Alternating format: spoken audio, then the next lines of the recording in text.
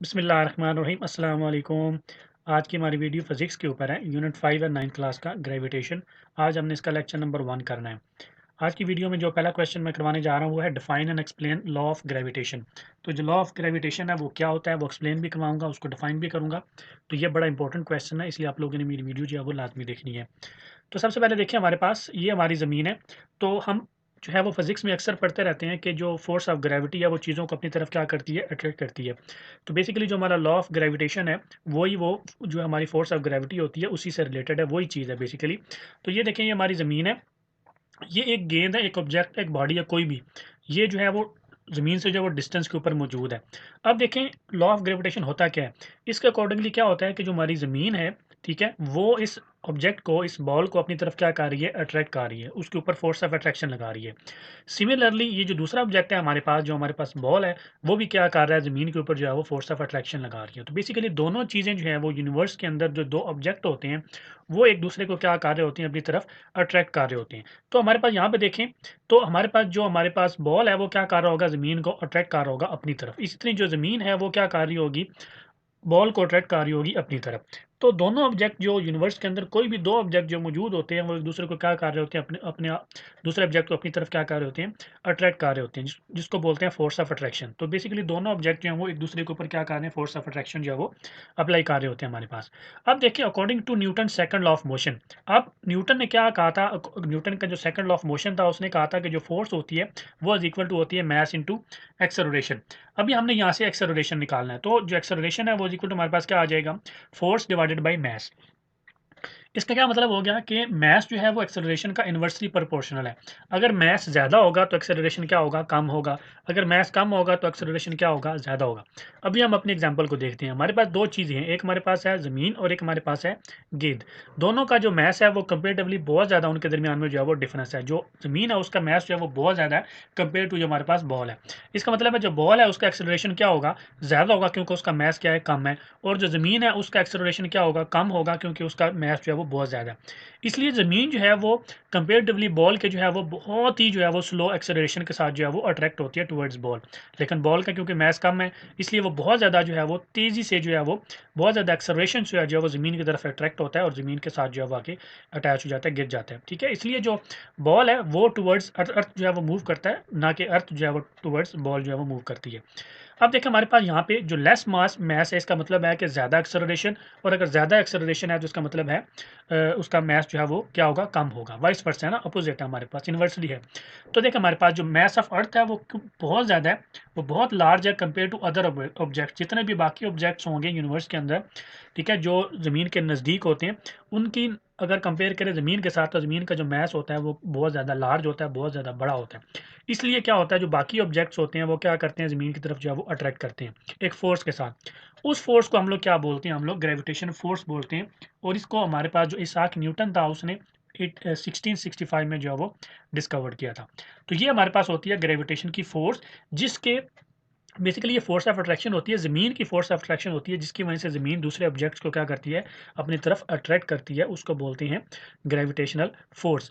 अभी हमने इसको जो है वो ब्रीफली भी एक्सप्लेन कर लेना है। देखिए, हमारे पास अभी मेरे पास देखें यहाँ पे, ये मेरे पास ज़मीन है, अर्थ है, इसका मैस जो m1 है।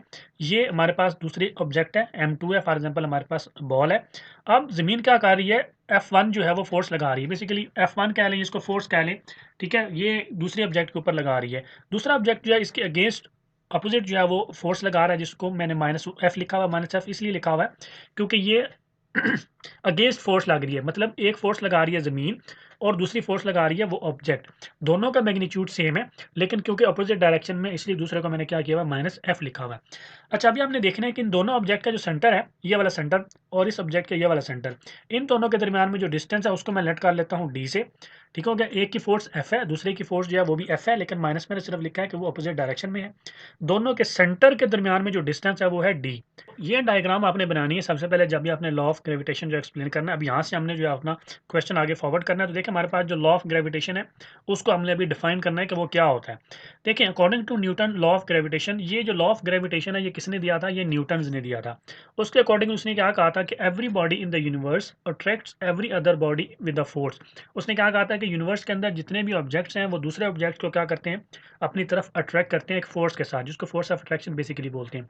वो जो फोर्स होगी वो क्या होती है, वो डायरेक्टली प्रोपोर्शनल होती है to the product of their message.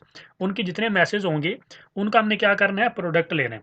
Directly proportional होगी to the product of their masses and inversely proportional होगी to the square of distance between their centres. एक तो वो जो फोर्स होगी वो क्या होगी, डायरेक्टली प्रोपोर्शनल होगी, इनके जो मैसेज होंगे उनको मल्टीप्लाई करना है, और इनवर्सली होगी ये जो इनके सेंटर के दरमियान में डिस्टेंस होगा ना, ये सेंटर से ये सेंटर, सेंटर उसने वर्ड यूज़ किया है, ये यहाँ से लेकर इस सेंटर तक, ना कि यहाँ से लेकर यहाँ तक। तो ये सेंटर के दरमियान में जो डिस्टेंस होगा इसका हमने क्या करना है, स्क्वायर लेना है। ठीक है, तो ये उसने कहा है कि वो फोर्स इसके इक्वल होगी। अभी इसको हम मैथमेटिकली भी जो कर लेते हैं, देखिए एक्सप्लेनेशन में आप लिखेंगे consider two bodies with the message m1 and m2 respectively, distance between their centres is d। अभी मैंने जो एक्सप्लेन किया, दो बॉडीज ले रहे हैं, एक m1 है और एक m2 है, और उन दोनों के जो सेंटर के दरमियान में डिस्टेंस है वो है d। अब देखिए according to law of gravitation जो न्यूटन ने दिया था, उसने कहा था फोर्स डायरेक्टली प्रोपोर्शनल है to the product of their masses. तो फोर्स डायरेक्टली प्रोपोर्शनल है m1 multiply by m2। Product of their masses का क्या मतलब है, दोनों के मैसेज क्या है, m1 एंड m2, उन दोनों को क्या करना है, हमने प्रोडक्ट लेना है। फिर उसने कहा कि एंड फोर्स जो है वो डायरेक्टली है, बेसिकली इनवर्सली है, 1 ओवर आएगा 1/d²। उनके सेंटर के दरमियान में जो डिस्टेंस है, हमारे पास क्या है, सेंटर के दरमियान डिस्टेंस क्या है, d, उसका लेना है square, square of the distance. तो d का स्क्वायर 1/d का स्क्वायर मतलब इनवर्सली है। अब देखिए हमारे पास क्योंकि फोर्स जो है वो कॉमन है, तो इसलिए मैं इसको एक ही लिख सकता हूँ, फोर्स डायरेक्टली हो जाएगा मेरे पास m1 m2 ऊपर आ जाएगा, m1 और m2 नीचे आ जाएगा d का स्क्वायर।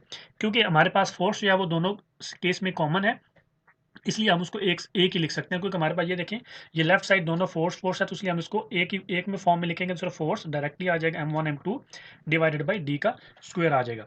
यहाँ से हमने जो है डायरेक्टली प्रोपोर्शनल खत्म करना है, तो हमारे पास जो फोर्स है वो इक्वल टू आ जाएगी g, और m1 m2 divided by d square ऐसे ही रह जाएगा। जब भी हम डायरेक्टली प्रोपोर्शनल का साइन हटाते हैं तो हमारे पास जो है वो कांस्टेंट आता है। ठीक है, कांस्टेंट ऑफ प्रोफेशनली आता है, जिसको इस हमारे केस में जो है वो जी होता है, कैपिटल जी। ये जो कैपिटल जी है हमारे पास, ये हमारे पास सबसे पहले आ गई फोर्स, जिस फोर्स की वजह से दो जो हैं वो, जो फोर्सेस की वजह से जो आपस में ऑब्जेक्ट जो है वो एक दूसरे को अट्रैक्ट कर रहे होंगे, इसको बोलते हैं फोर्स ऑफ ग्रेविटेशनल। अब देखें हमारे पास जो यहाँ पे जी है ये प्रोपोर्शनली कांस्टेंट है, और इसको बोलते हैं कांस्टेंट ऑफ ग्रेविटेशन। ठीक होगा, इसकी वैल्यू जो होती है वो 6.673 इंटू 10⁻⁻11 न्यूटन मीटर स्क्वायर पर किलोग्राम स्क्वायर होती है। अब इसकी यूनिट कैसे यहाँ न्यूटन मीटर स्क्वायर पर किलोग्राम आती है, तो आप यहाँ से भी इस इक्वेशन से भी निकाल सकते हैं। यहाँ से हमने फाइंड करना है जी, तो डी स्क्वायर उधर चला जाएगा, तो उधर जाके क्या हो जाएगा, फोर्स से मल्टीप्लाई, तो ये फोर्स की यूनिट होती है न्यूटन, और डी की होती है हमारे पास मीटर, तो मीटर का स्क्वायर हो जाएगा, तो न्यूटन मीटर स्क्वायर हो जाएगा। ये m1 m2 इधर मल्टीप्लाई हो रहे हैं, दूसरी तरफ जाके क्या हो जाएंगे, डिवाइड, तो डिवाइडेड बाई इन दोनों का अगर हम लेंगे तो यूनिट होती है किलोग्राम स्क्वायर। ठीक है, किलोग्राम का स्क्वायर बन जाएगा, मतलब किलोग्राम की पावर -2 बन जाएगी जब इसको ऊपर ले जाएंगे, या इसको हम लिख सकते हैं डिवाइडेड बाई द स्लैश डाल के, तो किलोग्राम का स्क्वायर भी लिख सकते हैं। तो ये क्या है, जी की वैल्यू है, जी को बोलते हैं कांस्टेंट ऑफ ग्रेविटेशन, और इसकी वैल्यू होती है 6.673 इंटू 10⁻⁻11। ये वैल्यू आपने जो है वो याद रखनी है। अच्छा, यहाँ पे एक चीज़ आती है कि जो न्यूटन का हमारे पास देखें, न्यूटन का जो थर्ड लॉ ऑफ मोशन था, जिसके अंदर उसने कहा था कि जो दो ऑब्जेक्ट हैं वो एक दूसरे के ऊपर क्या करते हैं, इक्वल और अपोजिट फोर्स जो है वो करते हैं, जिसको एक्शन और रिएक्शन जो हम लोगों ने पढ़ा था। अभी हमारे केस में भी देखें तो ऐसा ही हो रहा है, जो मैस m2 है वो क्या कर रहा है, एक फोर्स एक्सर्ट कर रहा है। ठीक है, जिसको जो हमारे क्या बोलते हैं हम लोग जो है वो m1 जो है हमारे पास इक्वल जो है एक्शन फोर्स कर रहा है, ये m1 हमारे पास क्या कर रहा है, एक्शन फोर्स लगा रहा है, और ये m2 उसके अगेंस्ट क्या कर रहा है, रिएक्शन फोर्स लगा रहा है। ये हमने कहा था ना, f और ये f दोनों मैग्नीट्यूड में जो है वो सेम है, जितनी फोर्स ये लगा रहा है उतनी ही फोर्स ये भी लगा रहा है। तो ये दोनों फोर्सेस, ये एक्शन कर रहे हैं, ये उसके अगेंस्ट रिएक्शन कर रहा है, जो दोनों इक्वल है लेकिन अपोजिट इन डायरेक्शन में है। ठीक है, यही न्यूटन का क्या था, थर्ड लॉ ऑफ मोशन था। तो ये देखें, जो लॉ ऑफ ग्रेविटेशन है, ये न्यूटन के जो थर्ड लॉ ऑफ मोशन है उसको भी क्या करता है, वेरीफाई करता है, प्रूव करता है। तो आप ऐसे लिखेंगे, law of gravitation also proves Newton's third law of motion because the mass m2 is exerting equal force, जिसको रिएक्शन फोर्स बोलते हैं, due to the gravitational force action of m1। m1 क्या कर रहा है, ग्रेविटेशनल फोर्स लगा रहा है, जो हमारी जमीन है उसको अट्रैक्ट कर रही है, उसके अगेंस्ट जो हमारा मास m2 है वो रिएक्शन फोर्स लगा रहा है, जो दोनों फोर्सेज आपस में क्या इक्वल है, इक्वल इन मैग्नीट्यूड है लेकिन अपोजिट इन डायरेक्शन। तो इसका क्या मतलब हो गया कि न्यूटन का जो थर्ड लॉ ऑफ मोशन है वो भी वेरीफाई हो रहा है बाय लॉ ऑफ ग्रेविटेशन से। तो ये आपने स्टेटमेंट जो है इसके अंदर भी लिखनी है।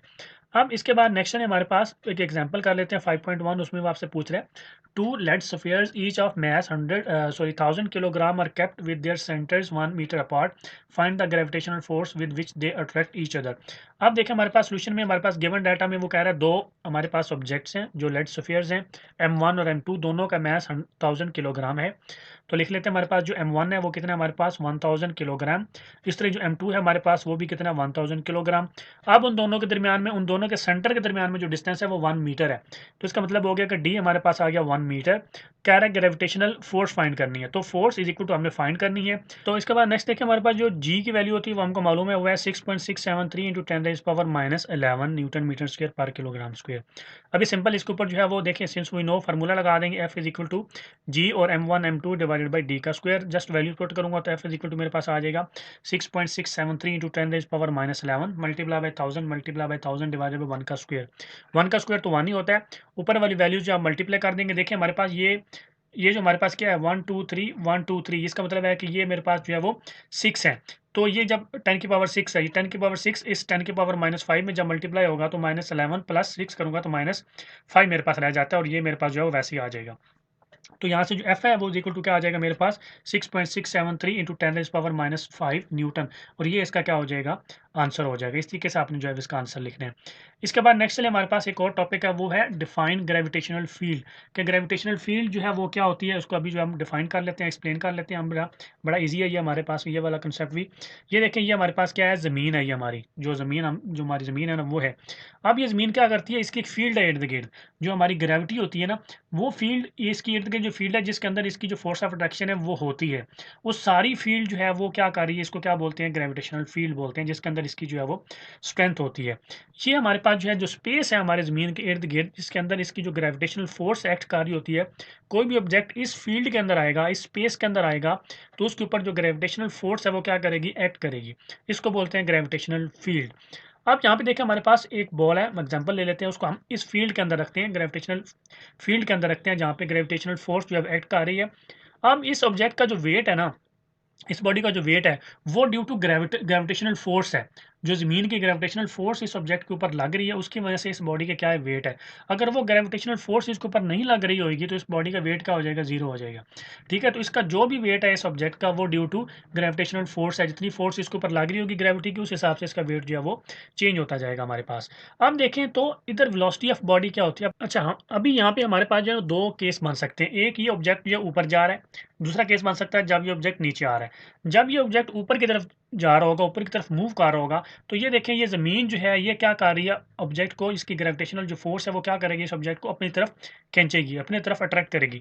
जब ये अपनी तरफ अट्रैक्ट करेगी तो इसकी जो मूवमेंट है इस ऑब्जेक्ट के ऊपर जाते हुए वो क्या हो जाएगी, डिक्रीज हो जाएगी। इसकी वेलोसिटी क्या हो जाएगी, डिक्रीज हो जाएगी। लेकिन जब ये ऑब्जेक्ट नीचे आ रहा होगा तो ये इटसेल्फ भी नीचे आ रहा है, और फोर्स भी उसको क्या कर रही है, फोर्स ऑफ ग्रेविटेशन भी उसको क्या कर रही है, अपनी तरफ अट्रैक्ट कर रही है। तो इसकी जो वेलोसिटी होगी वो क्या हो जाएगी, इंक्रीज हो जाएगी। तो हमारे पास दो सीन बन जाते हैं। एक है ड्यू टू ग्रेविटेशनल पुल, पुल का मतलब होता है attraction of the earth. Velocity क्या हो जाएगी, डिक्रीज हो जाएगी जब वो ऊपर जा रहा होगा, और जब वो नीचे आ रहा होगा तो उसकी वेलोसिटी क्या हो जाएगी, इंक्रीज हो जाएगी, क्योंकि जो हमारे पास फोर्स ऑफ अट्रैक्शन है, ग्रेविटेशनल फोर्स जो है, ज़मीन की जो अट्रैक्शन की फोर्स है, वो उसकी वजह से जब ये ऊपर जा रहा होगा, क्योंकि वो उसके अगेंस्ट लगी होगी, इसलिए उसकी वेलोसिटी क्या कर देगी, डिक्रीज कर देगी। लेकिन जब वो नीचे आ रहा होगा तो दोनों सेम जो है वो डायरेक्शन में होंगे, तो क्या कर देंगे, उसकी वेलोसिटी को इंक्रीज कर देंगे। अच्छा, अब देखना हमारे पास ग्रेविटेशनल फील्ड जो स्ट्रेंथ होती है ना, ये हर जगह पे लग रही होती है। ज़मीन के अगर हम एटमॉस्फेयर में देखें तो हर जगह पे ग्रेविटेशनल फील्ड जो है उसकी मौजूद होगी, और इसकी जो डायरेक्शन होगी वो टुवर्ड सेंटर ऑफ अर्थ होगी। ठीक है, जो भी ग्रेविटेशनल फील्ड होती है उसकी जो डायरेक्शन होगी वो क्या होगी, टुवर्ड्स ज़मीन का जो सेंटर है ना, अर्थ का जो सेंटर है उसके होगी। और जैसे जैसे हम ज़मीन से दूर जाएंगे और ये हमारी पास ग्रेविटेशनल फील्ड क्या करेगी, वीक होती जाएगी, कमज़ोर होती जाएगी। ज़मीन के पास और होगी वैल्यू इसकी, जैसे ऊपर जाएंगे हम स्पेस में तो इसकी वैल्यू जो है वो चेंज होती जाएगी। तो देखिए हमारे पास according to Newton law of gravitation आप लिखेंगे the gravitational force between the body of mass m and the earth is. अब हमने एक ऑब्जेक्ट जो है हमारे पास, वो बॉडी हमने ली है, जो बॉल लिया है उसका मैस m है, और अर्थ जो है हमारे पास उसका मैस हमने me लेना है हमारे पास यहाँ पे। तो देखिए जो फोर्स इक्वल टू हमारे पास क्या होता है, g multiply by m into me divided by r का स्क्वायर। अभी हमने यहाँ पे जो me है वो मैस ऑफ अर्थ है, और आर स्क्वायर जो है वो distance between the centre of earth और उस ऑब्जेक्ट के दरमियान में जो डिस्टेंस उसको आर स्क्वायर बोलते हैं। यहाँ पे m जो है वो मैस ऑफ द बॉडी है, me जो है मैस ऑफ द अर्थ है, और r जो है वो डिस्टेंस है बिटवीन देयर सेंटर्स। तो इस तरीके से हम लोग जो है वो फोर्स ऑफ ग्रेविटेशन जो है वो कैलकुलेट कर सकते हैं किसी भी फील्ड के अंदर से। अब देखिए हमारे पास यहाँ पे जो है ग्रेविटेशनल फील्ड स्ट्रेंथ एक कॉन्सेप्ट आता है कि ग्रेविटेशनल फील्ड स्ट्रेंथ क्या होती है। Gravitational field strength basically field की स्ट्रेंथ को बोलते हैं, जो हमारे पास ग्रेविटेशनल फील्ड है उसकी कितनी स्ट्रेंथ है। इसको हम कैसे फाइंड करते हैं, इसको हम पर यूनिट मास कैलकुलेट करते हैं। किसी भी गिवन स्पेस के अंदर, गिवन जगह के अंदर, गिवन पॉइंट के अंदर हमने क्या करना है, हमने ये वाली जो है वैल्यू निकालनी है। ठीक है, इसमें हमारे पास देखिए मैं आपको बताता हूँ कैसे निकालनी है। ये जी हमारे पास कॉन्स्टेंट रहेगा, ठीक हो गया। ये हमारे पास एम ई जो है ये भी क्या रहेगा, मास ऑफ अर्थ कॉन्स्टेंट रहेगा हमारे पास। ये एम हमको गिवन है, ठीक है। ये आर भी हमको गिवन होगा। फॉर एग्जांपल ये ऑब्जेक्ट हमारे पास है ना, इसके इनके सेंटर के दरमियान में कितना डिस्टेंस है वो हम निकाल लेंगे। ये ऑब्जेक्ट का जो एम है वो हमारे पास होगा। अच्छा, पर यूनिट मास का क्या मतलब होता है, ये वैल्यू निकल आएगी हमारे पास एक फोर्स सारी वैल्यू लगा के, उसको हमने फिर डिवाइडेड करना है। Per unit mass divided by जितना ये मास होगा इस ऑब्जेक्ट का, उसको हमने डिवाइडेड बाई उसका करना है। तो हमारे पास क्या वैल्यू रह जाएगी पीछे, हमारे पास बेसिकली ये डिवाइडेड बाई एम करेंगे तो ये एम खत्म हो जाएगा ना, तो पीछे हमारे पास रह जाएगा g M E divided by r square. G हमारे पास होता है कांस्टेंट, एम ई हमारे पास होता है कांस्टेंट, तो पीछे क्या चीज़ रहेगी, सिर्फ आर स्क्वायर रह गया। मसलन अगर हम ऑब्जेक्ट की यहाँ पे रख के फोर्स ऑफ ग्रेविटेशनल फाइंड करेंगे, उसकी स्ट्रेंथ फाइंड करेंगे, तो आर जो है वो क्या हो जाएगा हमारे पास, कम होगा। तो जब आर कम होगा तो ये फोर्स की वैल्यू क्या हो जाएगी, ज़्यादा होगी। इसका मतलब है नियर द अर्थ इसकी जो फील्ड की जो स्ट्रेंथ है वो क्या होगी, ज़्यादा होगी। जैसे जैसे दूर जाएंगे इसकी फील्ड की स्ट्रेंथ क्या होती जाएगी, कम हो जाएगी, क्योंकि हमारे पास जी भी कांस्टेंट रहेगा, एम ई भी कांस्टेंट रहेगा। एम तो हम वैसे ही एम से काट देंगे क्योंकि पर यूनिट मास है, जितना ये मास होना है फिर हमने डिवाइडेड बाई वो भी करना है, डिवाइडेड बाई एम भी करना है, तो एम से एम कट जाएगा, पीछे सिर्फ ये वैल्यू रह जाएगी G M E divided by R square. तो जितना आर ज़्यादा होगा ये फोर्स जो है वो कम होगी, जितना आर कम होगा ये फोर्स जो है वो ज़्यादा होगी। तो ये ग्रेविटेशनल फील्ड स्ट्रेंथ है, जो हमारी जो पर यूनिट मास है वो इस तरीके से आप लोगों को जो है वो निकालनी है। इसकी वैल्यू जो है वो किसी भी गिवन पॉइंट के ऊपर जो है वो इक्वल टू होती है ग्रेविटी की वैल्यू। जितनी ग्रेविटी की वैल्यू होती है उतनी हमारे पास जो फील्ड स्ट्रेंथ होती है उसकी वैल्यू होती है। अब हमारे पास ज़मीन के करीब अगर हम इसकी वैल्यू फाइंड करेंगे तो हमारे पास आती है 10 न्यूटन पर किलोग्राम। ठीक है, ज़मीन के पास अगर हम कैलकुलेट करेंगे इसकी तो इसकी वैल्यू आती है 10 न्यूटन पर किलोग्राम। मतलब पर किलोग्राम मास के ऊपर हमारे पास जो फोर्स लग रही होगी वो 10 न्यूटन की जो है वो ग्रेविटी की फोर्स जो है वो लग रही होगी। इसकी हम जो है वो ग्रेविटी की फोर्स जो है वो 10 न्यूटन बोलते हैं कि उसकी फोर्स जो है वो 10 न्यूटन है। ठीक है, ये होती है इसकी फील्ड स्ट्रेंथ, कि इस फील्ड के अंदर उसकी गिवन मास जो उसका मास गिवन है उसको हमने डिवाइडेड भी करना है, तो कितनी हमारे पास जो है उसकी स्ट्रेंथ रह जाती है। बेसिकली ये डिपेंड करती है डिस्टेंस के ऊपर कि कितना डिस्टेंस है between the centre of two objects, between the centre of earth and the centre of the object के दरमियान में कितना डिस्टेंस, उसके ऊपर डिपेंड करती है। डिस्टेंस ज़्यादा होगा तो हमारी जो फोर्स होगी, जो फील्ड स्ट्रेंथ होगी वो कम होगी, डिस्टेंस कम होगा तो फील्ड स्ट्रेंथ जो है वो ज़्यादा होगी। तो इस तरीके से आप लोगों ने जो है सारे पॉइंट्स इसके अंदर जो है एक्सप्लेन करने हैं, उसका आंसर जो है वो देना है। तो आई होप कि आप लोगों को मेरी आज की वीडियो अच्छी लगी होगी। आप लोगों को मेरी आज की वीडियो अच्छी लगी तो काइंडली मेरे चैनल को सब्सक्राइब कर दें, लाइक कर दें, अपना बहुत सारा ख्याल रखें, दुआ में याद रखें। अल्लाह हाफिज़।